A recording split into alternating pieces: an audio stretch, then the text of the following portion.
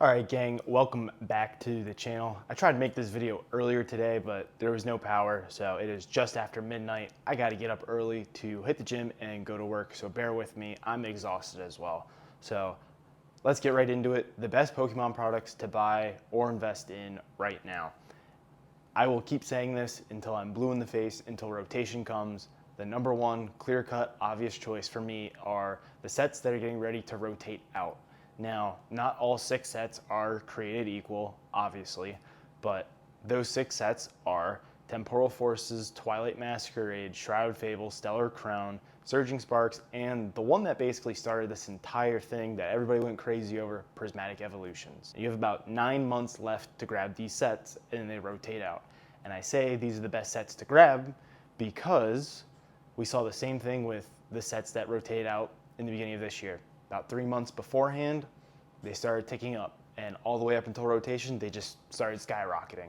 And then rotation came, the top sets, Paldean Fates, 151, they kept running essentially, and then they cooled down a little bit, but they never cooled down to their pre-rotation prices. Which of these sets should I be targeting? Well, I already got into these sets a while ago. Most recent sets I've been buying was Prismatic. When the reprint came, I got a bunch of ETBs for the store at decent pricing, and so they're back on the store. So let's start with what products first. Personally, I like booster boxes, PC ETBs, and then ETBs, and then bundles in that order. Preferably booster boxes and PC ETBs. I think PC ETBs truly are exclusive if they're a good set, and if they have a good promo. I mean, that's like the holy trinity right there. You cannot top that PC ETB. And you can see that with sets like Prismatic, 151, Paldea Evolved, Ascended Heroes. Like, you just can't beat it. So that's why I like them so much. In terms of sets, I think number one, pretty obvious, Prismatic Evolutions. And it can literally be anything Prismatic Evolutions, especially if you can find it below market or at MSRP. That would be massive. I mean, think about finding those ETBs at MSRP and they're selling for like 180 right now. That would be incredible. Or even the binary collections are selling for around 100. The bundles are selling for like 100. The 3-pack blisters are selling for like 40 bucks. You can't go wrong with any of that. As long as you're willing to hold 3 to 5 to 10 years, I don't think you would even have a problem paying market. Remember, this set is the closest thing we have to Evolving Skies right now. And I even bought Evolving Skies at $450 to $500, and I'm very happy I did because that's $2,800 or something like that, $2,800 a booster box. So don't be too cheap now and kick yourself for missing out later. Yeah, it's expensive. Yeah, bite the bullet, $180 now. 3 years, it might be $360. You double your money in 3 years, you can't do that anywhere else. Next, we would have Surging Sparks. I think this is pretty clear cut over the rest as well. I really like the booster box. I'm not a big fan of the PC ETB on this one. And you might say, oh, that's because you don't have any or you have heavy bags. Yeah, I have 3 sealed cases of these PC ETBs. I have the promo and a PSA 10, but the promo wasn't that hard to grade. The promo is not that great. It's not super expensive. It's a good set, but the PC ETBs just aren't there for me. The normal ETBs, there's been a lot of stock. They're a little cheaper on that side. Maybe you could grab those, but definitely the booster boxes, they've seemed undervalued for far too long, especially when they were at $250. Now they're like 300 or so. And when you compare that to sets like Twilight Masquerade or Stellar Crown that are more expensive, how does that even make sense? How are they literally more expensive than Surging Sparks? How? Make that make sense. It doesn't make any sense whatsoever. So yeah, definitely the booster box still seems undervalued and too cheap. Is this going to be a $500 booster box when rotation comes? Who knows? I could see it. I mean, you do have very good cards in the set. You got Booty Cheeks Pika, Latias, Milotic, and some other great arts. I like the Mesprit as well.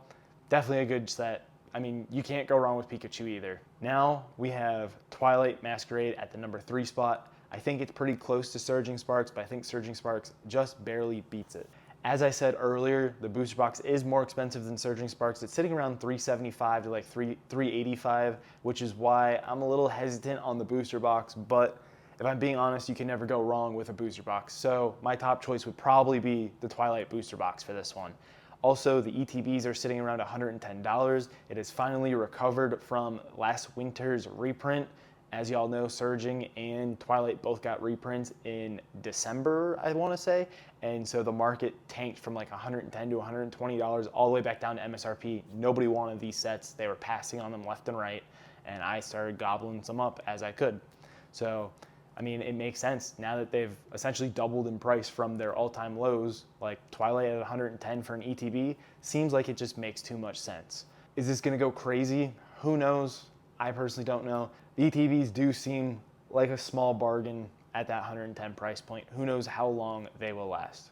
Like I said earlier, I do have a problem with the booster box being more expensive than Surging Sparks, but that doesn't mean you won't do great long-term. Like I said, a booster box is a booster box. You have the Greninja, Perrin, Growlithe, 1-2 punch combo coming in with the connecting arts, the Eevee, the Chansey with the Snorlax cameo in the background. I mean, it's a good set. It's got some depth to it. It's a good set. The only thing I don't like is the Ogerpon promo. Stupid promo. Next, number 4, I would say Stellar Crown. If you have watched my channel, you know I hate this set with a passion. I sold my booster boxes last summer, clearly way too early. They were a bitch to get rid of. These weaker sets, I'm just not the biggest fan of, to be honest. It's only got 2 chases in the whole set. Let's be real here. The Terrapagos, which was the most expensive card on release, garbage. Nobody liked it. It's not even a popular Pokemon. Art's not that great. The crown even hurts it even more. But, you know, it does have Squirtle and Bulbasaur as illustrationers, and it connects with the Obsidian Flames Charmander. So it does have that going for it. Like I said earlier, I sold my 2 booster boxes last summer, and I sold my Squirtle and Bulbasaur PSA 10 copies probably about 2 months ago, and I did pretty well. I got them during our little correction last winter, and they pretty much doubled in price, so I just dumped them. Again, can't stress this enough, makes no sense why this set is more expensive than Surging Sparks. Surging Sparks is a way better set, and yet Stellar Crown is more expensive booster box wise and ETB wise. It's like $170 in ETB, makes no sense.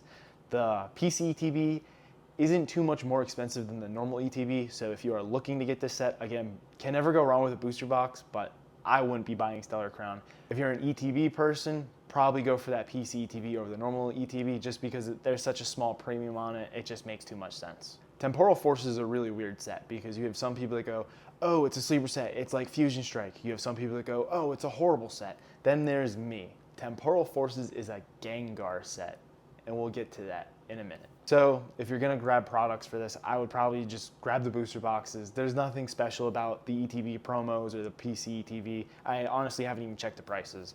No one's really chasing this set. It doesn't really sell well. I know that because I have a full sealed case of booster boxes on my website and nobody wants it. I've tried peddling them locally, nobody wants it. 80%, I'm not selling to you for 80%, especially not sealed cases of booster boxes. You know, that's like a premium product and a sealed case on top, that's like double premium. No, you're not getting that for 80%. I'm sorry. I don't care what's in it. You're not getting it for 80%. So yeah, there's really not a whole lot of demand for Temporal Forces. It has some cool cards, but I think Pokemon kind of missed the mark with the set list. The one thing it does have going for it is it seems to have been able to avoid the printers more than the other sets on this list besides Shrouded Fable, which is coming soon. Like I said earlier, not much to chase. You have a Ghastly IR, which is probably the most expensive card now. You have a Gengar EX full art. You have a Morty's Conviction, which has a big Gengar right in the front, center, middle, which is why I said it's a Gengar set. You got 2 Gengars in it. Those are really, and the Ghastly, which has, I think there's a Gengar and a Haunter in that Ghastly as well. So your basically top 3 chases are more than likely Gengars. Let's be real here. But then you also have those Iron Crowds, it's Iron cards. It's like Iron Crown, Iron Hands, Iron whatever, Iron Leaves. And I think they're called the Paradox Pokemon or something like that. And that's where they missed the mark. I don't think they're just not popular. If they would have left them as their normal, like the legendary dogs and all of that, I think they would have done a lot better. But if you're interested in Temporal Forces, I do have that sealed booster box case listed on my website. Number 6. Yeah, that's number 6. Okay, I can count. So Shrouded Fable. This is another set that I'd probably just skip. Specialty set, so there's no Booster boxes, you can't, just buy a booster box like everybody says. Just buy a booster box and hold it. There is none. PCTVs, I don't even know how much they go for. I can't imagine there's a whole lot of demand. The promo sucks. It's not super expensive in a PSA 10. So there's really no point going after the PCTVs. The normal ETBs are like $130, $140, and to me, that just seems way too expensive. I had a sealed case of these last year, or maybe it was a year and a half ago now. It was a while ago. And I couldn't get rid of it for MSRP, a sealed case. I ended up having to take a percentage in trade to get rid of it. Now, I still doubled my money on it. I bought it for basically wholesale cost and got near MSRP, so that's a win in my books, but it was very, very hard to peddle that, very hard to get rid of and offload. And that's why I don't like these weaker sets like Stellar Crown, Temporal Forces, and Shroud Fable. They're just hard to offload. There's no demand, nobody wants them. And if you do offload them, well, now you're taking a hit percentage-wise. I'd rather have Prismatic where people are like, oh, I'll pay 90% on that. If I'm gonna take a percentage, I want 90% because I could take 85 selling online all day and tomorrow. But anyway, back to Shroud Fable. The set itself isn't terrible. I mean, you have some okay cards. You have the Persian, which is a pretty nice art. You have the Horsey IR and the Duskull card. I think the set is very well themed to that like kind of ghosty, scary, like Halloween-ish vibe, which is right around the time it came out. But I still wouldn't be paying $140 in ETB. Personally, this is another one of those sets I would just stay away from. Now, notice we started off with sealed Pokemon cards. That's because that's what I invest in. That's what I like doing. I like displaying them. It's just so much easier for me. Sure, it takes up a lot more space, but it's what I enjoy. And I also sell sealed on my website. I don't sell singles. My business revolves around churning sealed essentially. Now notice we started the video with the 6 sets rotating out. That's because I deal with sealed, my business deals in sealed, and I personally collect and invest in sealed Pokemon as well. If you're interested in any of these sets or any other sealed, head to my website, link in the description below. Now on to singles. This is really more dependent. This is going to be general advice. It really depends on your budget. I think PSA 10 copies of low pop, low gem rate, SV era, illustration rares are a really good play, especially with PSA being closed down, having that $80 tier. There's a lot of cards you can turn $20 into $150, but it's going to cost you $80 now. And if it doesn't turn into a PSA 10, well, now you're just really losing. So a lot of those low pop, low gem rate IRs that already exist, I would expect to start moving up in price. You have all of these gambling sites, the mystery rips, digital rips, whatever you want to call them, that are just sucking up all these slabs and they're just churning them out through their platforms. So that's putting a ton of demand on these slabs, really. And I think that's really good if you have these. And not to mention, there's already a lot of collectors that want these cards. High demand, no supply. Do the math. I also think that the near mint versions of those copies, they should start to move as well. They're not going to move anywhere near as much as the PSA 10s, but they should move as well. Now, if you have a little bit more money and you can target some mid-era stuff, I think you'd be doing a lot better targeting the mid-era stuff. I think mid-era has a lot of room to grow.